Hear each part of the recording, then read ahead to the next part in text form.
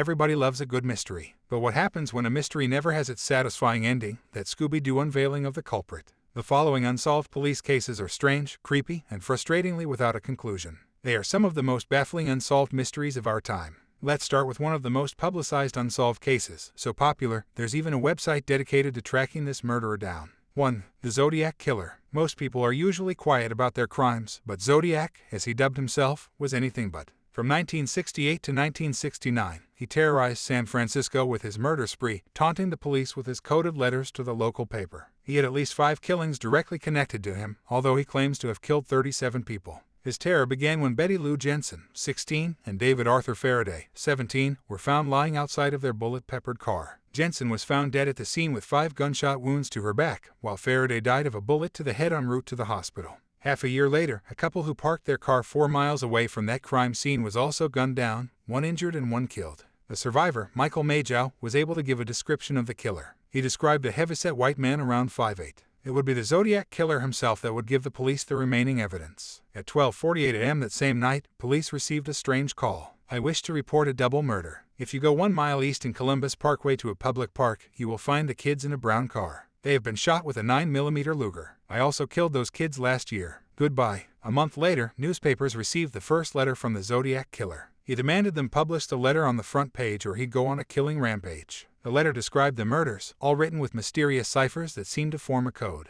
This was a common theme with the other letters he would send, all signed with a cross-circle symbol. One such letter was decoded by a high school teacher and his wife. It read, "I like killing people because it is so much fun and is more fun than killing wild game in the forest because man is the most dangerous animal of all. To kill something gives me the most thrilling experience. It is even better than getting your rocks off. With a girl the best part of it is the when I die I will be reborn in paradise and they have killed will become my slaves. I will not give you my name because you will try to slow down or top my collectiog of slaves for my afterlife. Ebioriah Temeth Pedi." The Zodiac Killer would go on killing and leaving frustrating evidence for the police, coded letters, anonymous phone calls, the cross circle written on victims' cars, sending over blood-stained shirts, accounts from survivors, but the police never found him. 4. The Severed Feet Mystery. In 2007, a girl was roaming a beach in British Columbia when she found a sneaker. To her horror, as she opened up the sock, she found that a human foot was inside. Since then, a number of severed feet have washed ashore. The feet have been connected to 5 men, 1 a woman, and 3 of unknown sex. Throughout the years, with a hoax foot thrown here and there, the case has never been completely closed, with many theories floating around as to who the feet belonged to. The Vancouver police managed to identify 1 foot in 2008, matching its DNA to a man who was described as suicidal. They later were able to match 2 other feet to a woman who was also believed to have committed suicide. Because of these findings, many speculate that the feet belonged to those who jumped off a bridge to their deaths. However, because of the rarity of only feet and no other body parts showing up, some believe that the feet were connected to a plane crashed by a nearby island. Others suggest they were those of the victims of the Asian tsunami in 2004, since the make of the shoes were all manufactured before 2004. Whatever sources these feet are coming from, they have left the world baffled for years. Anna Kinney, Hilda McCauley, and Agnes Cooney all fell victim in a 3-month period after meeting their killer on nights out in Glasgow with friends. At the time, the police hit a brick wall in their efforts to find the persons responsible, and inquiries were eventually wound down. However, almost 30 years later, a prime suspect emerged with the realization that the 3 women weren't his only victims. Anna Kinney, 20, from the Gorbals, disappeared on August 5, 1977, after a night out at the Hurdy-Gurdy pub in Lister Street, Townhead. She and a friend had met 2 young men in the bar. At closing time, Anna left with one of the males to walk to George Square, about half a mile away, to catch her bus home. Both went their separate ways in nearby Baird Street. The young man then heard what sounded like a taxi's brakes squealing to a stop and assumed Anna, above, had hailed a cab. But when the brewery worker failed to turn up at her home or work on Monday, her family alerted police and a major hunt began. Detectives worked round the clock on the case. They interviewed Anna's family, fellow employees at the brewery where she worked in Port Dundas Road, and all her friends, but drew a blank. They visited dance halls and pubs, including the Hurdy-Gurdy, but came up with nothing. Even a holiday camp in Filey, Yorkshire, where Anna had worked for a month, was checked, to no avail. The young man who had walked Anna from the pub was traced and quickly eliminated as a suspect. The Forth and Clyde Canal and a disused railway tunnel were combed for her body. A woman police officer dressed to resemble Anna reconstructed her last known steps from the Hurdy-Gurdy pub in a public appeal for information.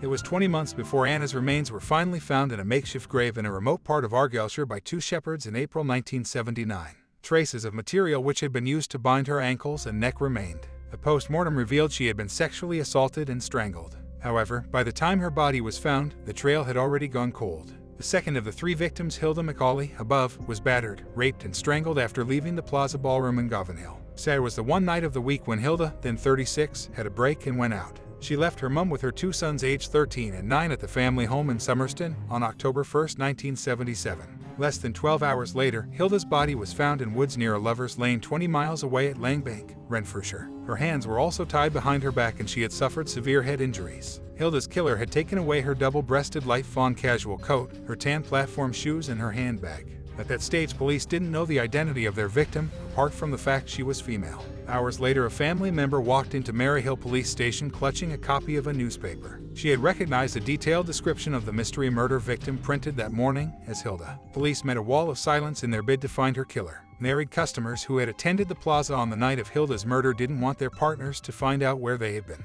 Of the 1,000 people who were at the plaza that night, between 250 and 300 failed to come forward. Hilda was last seen in the foyer of the dance hall at 12:35 a.m., but no one saw her leave. The driver of a black taxi spotted twice in the Langbank area never came forward. At that time, no connection was made with Anna Kenny, who was still missing. On December 2, 1977, Agnes Cooney, who worked in a children's home, went to the Clauda Social Club in Westmoreland Street, Govanhill. Just before midnight, Agnes, who lived in Coatbridge, left the club alone and didn't tell her friend she was leaving. She walked to the M8 slip road, trying to hitch a lift home. Agnes' mutilated body, bearing 26 stab wounds, was found 2 days later by a farmer near Caldercruix, Lanarkshire. Her hands were bound behind her back. She was fully clothed, and although there was no evidence of rape, police were convinced her murder was sexually motivated. Neither of the three investigations were officially linked at the time by police. However, there was plenty of speculation in the press at the time that it was the work of one man. Detectives drew a blank in all three investigations due to a lack of eyewitnesses. It was the days before CCTV, DNA, and mobile phones. In each case, the killer or killers had simply disappeared without trace. However, in 2004, a suspect emerged for the first time after a cold case review of the unsolved murders of 7 women across Scotland, including Anna, Hilda, and Agnes. He was Angus Sinclair. Sinclair first killed when he was 16 in 1961. He sexually assaulted and strangled neighbor Catherine Rehill, a 7-year-old girl who lived in the same tenement in St. George's Cross. Sinclair was sentenced to 10 years and released in the late 1960s. In 1982, while working as a painter and decorator, he was jailed for life for a series of sex attacks in Glasgow on young girls, aged 6 to 14. In 2001, Sinclair was given another life sentence, this time for the rape and murder of 17-year-old Mary Galasher in Springburn in November 1978.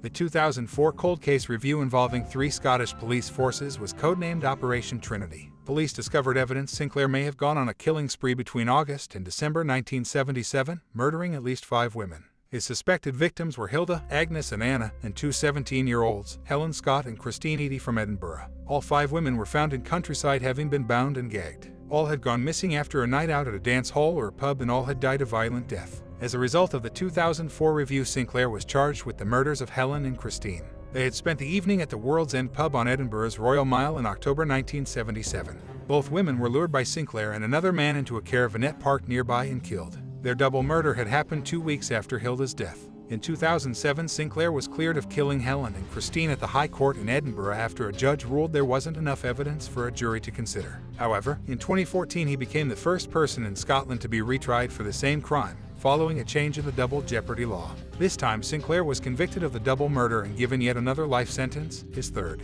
In Edinburgh, the breakthrough came when tiny traces of DNA on Helen's coat were matched to Sinclair. However, linking him to the murders of Agnes, Hilda, and Anna proved more problematic. There were claims at the time that some key evidence had been lost, something which the police now deny. A team of 60 detectives trawled old files, newspaper cuttings, and tracked down witnesses from the time. They even traveled to the USA, where agents at the FBI's Behavioral Sciences Institute confirmed their suspicions about Sinclair's involvement.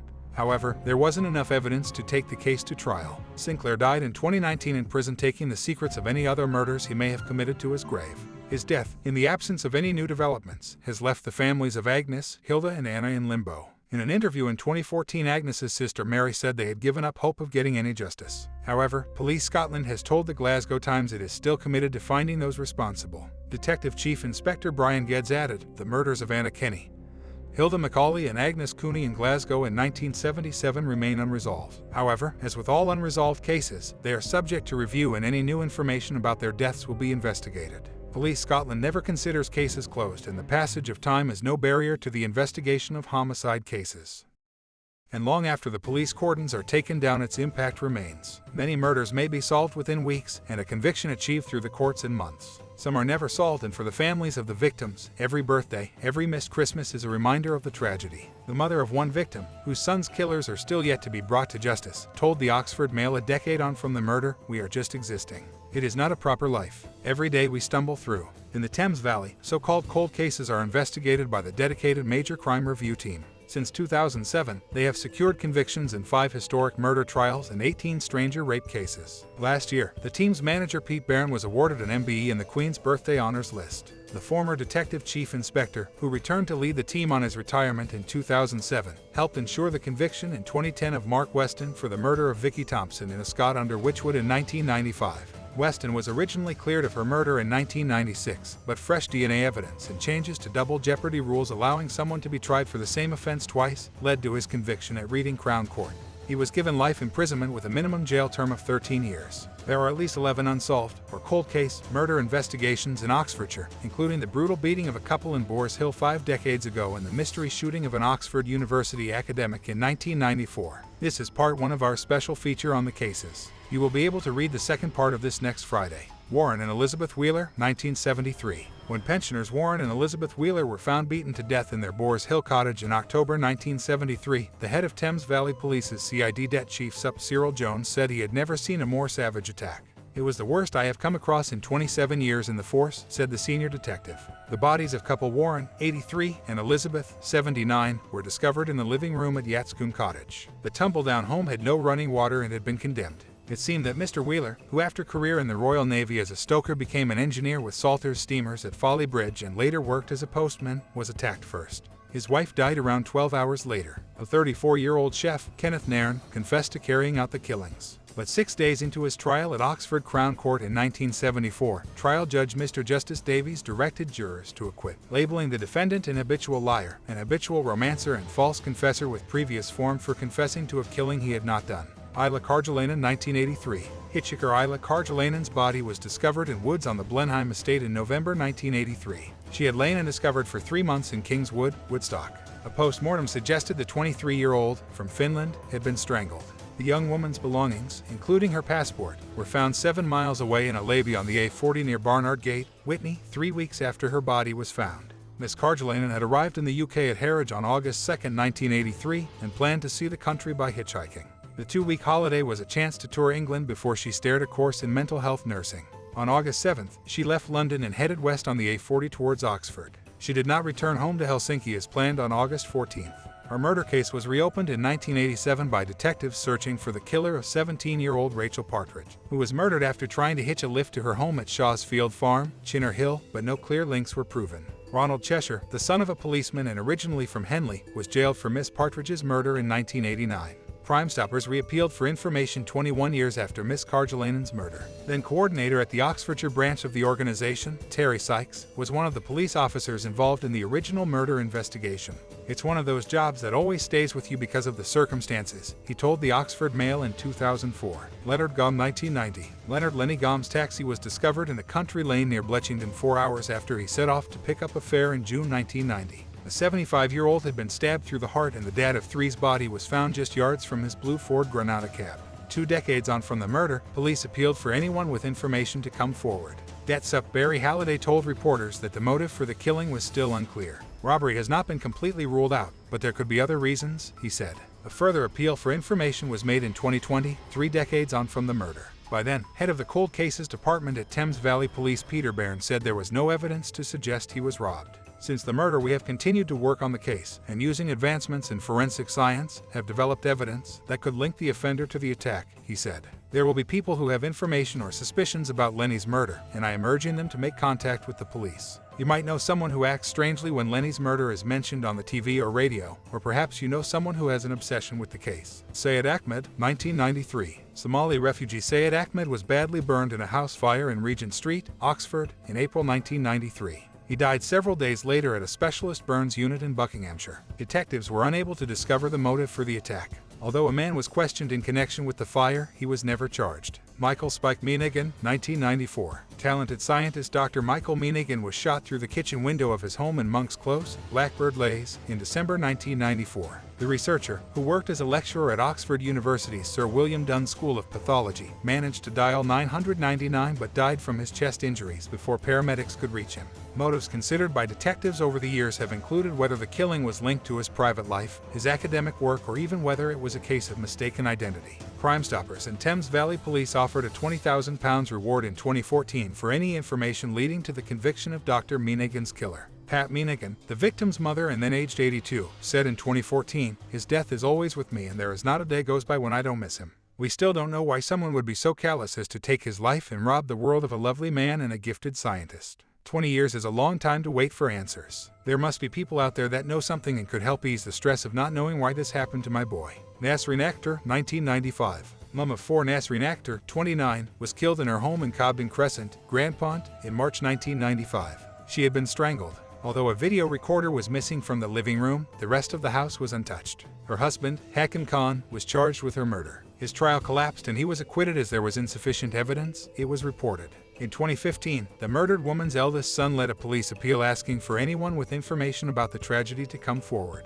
Imran Khan, who was 10 when his mother was killed, said, "My mother was a nice, gentle lady who loved her family. She was considerate, caring, compassionate, and had everything to live for and was always pleasant. Her death has shattered the family. She has not been able to see us grow up or enjoy our happiness." He added, "What has made it even harder for us as a family is knowing that the killer remains unpunished." 20 years is a long time to wait for justice. If the killer is reading, I would personally ask on behalf of my sisters, brother, and family that you look at your conscience and hand yourself in so we as a family can get on with our lives. It is only a matter of time before you are caught and we will never give up until we see justice being done.